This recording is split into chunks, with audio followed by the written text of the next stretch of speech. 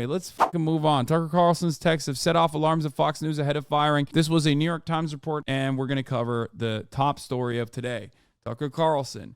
And what the Fox News guys are claiming is the reason why he got fired. I'm going to tell you what I mean by that in a second. Now, on Tucker Carlson's firing from Fox News, a new text message revealed by the New York Times alarmed Fox executives. Carlson was fired days after the text was seen by Fox's board.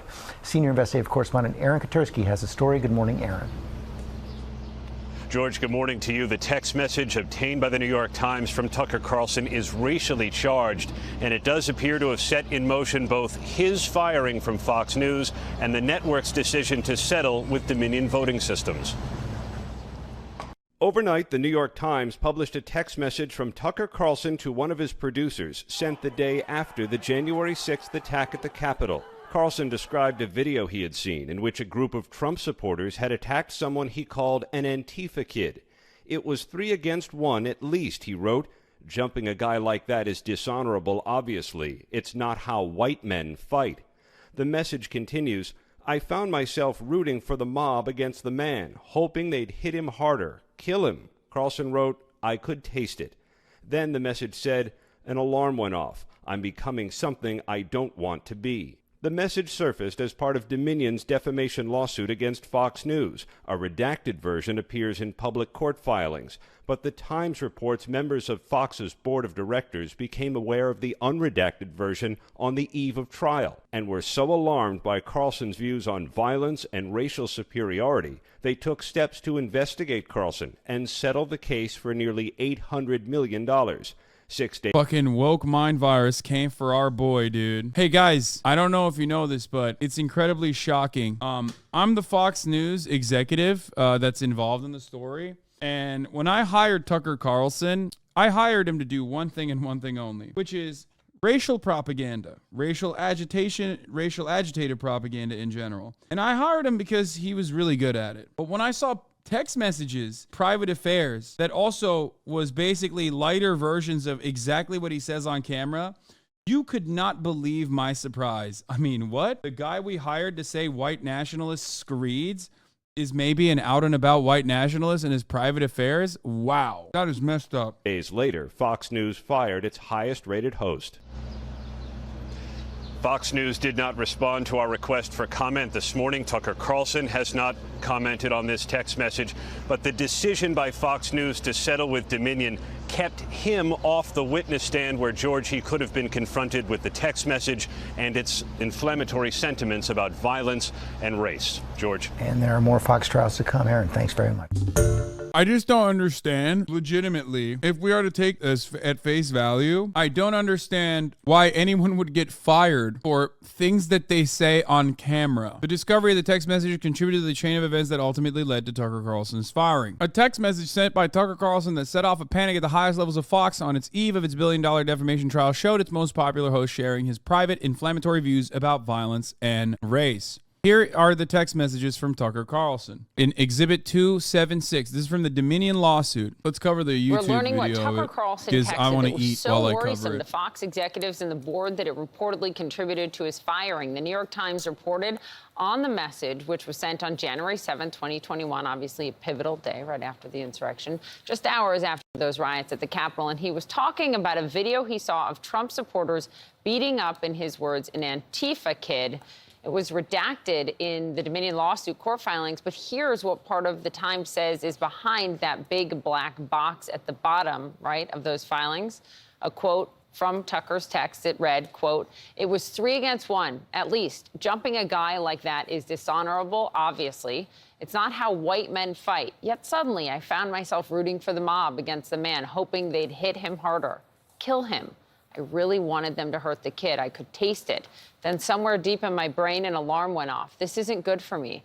I'm becoming something I don't want to be. Close quote. The Times was only able to unveil the contents of that text through interviews with people who spoke on the condition of anonymity. White men, famous for being nonviolent. I don't get it. So that's basically what he would say on camera. It's basically what he has said on camera. He has said worse things on camera. Is Tucker Carlson not allowed to say what he would normally say at his 9 p.m. primetime time slot, but in private affairs? What's going on?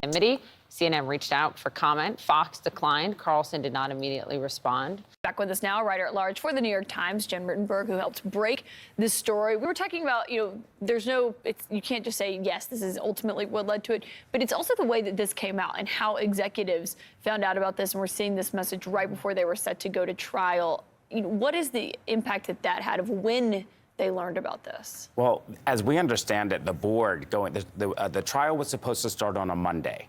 Going into that weekend, the board had asked to see some of the redacted messages. There are negotiations about a potential settlement. The jury is coming together.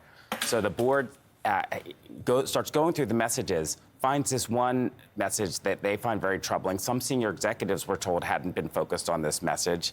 And it's not what you want to see when you're going into trial. A jury's being impaneled, and you're negotiating what's going to be a potentially very high number to get out of this, so you don't have to put something like this in front of a jury. But for this text message being revealed to the board and Fox executives the night before the trial was supposed to begin, would there have been a trial and no settlement? They were definitely working toward a settlement. And we were told that over the weekend, Lachlan Murdoch, one of the leaders of the company, had told his lawyers, let's start moving up on the number to get out of this anyway. I mean, that trial was going to be potentially disastrous on so many levels. But here again, you see, when it comes to Tucker Carlson, the issue here is that he's playing an outsized role in terms of problems in the case for them, when he's really not a huge part of the case. And that represents the trouble with Tucker Carlson to management at this point, among other things. And the questions that still remain of why they did not settle sooner, because all of this damaging information came out, though obviously this came out as a part of good reporting. Abby Grossberg is the former Fox News producer who is now suing the network, and she was on with Anderson last night. She was talking about essentially the way things worked, and when it came to the fight that we all watched play out so dramatically in Washington over Kevin McCarthy and his bid to become House Speaker, she said this is what they talked about behind the scenes. They believed that he could broker who was Speaker, House Speaker. He wanted to do that live on air, but Kevin McCarthy said no. What do you mean he wanted to do that live on air? His plan was to have Kevin McCarthy come on the show. So fast forward to January 5th, they start asking me to book McCarthy on the show that night. I had worked with him a lot when I was at Sunday Morning Futures and had a relationship with his team.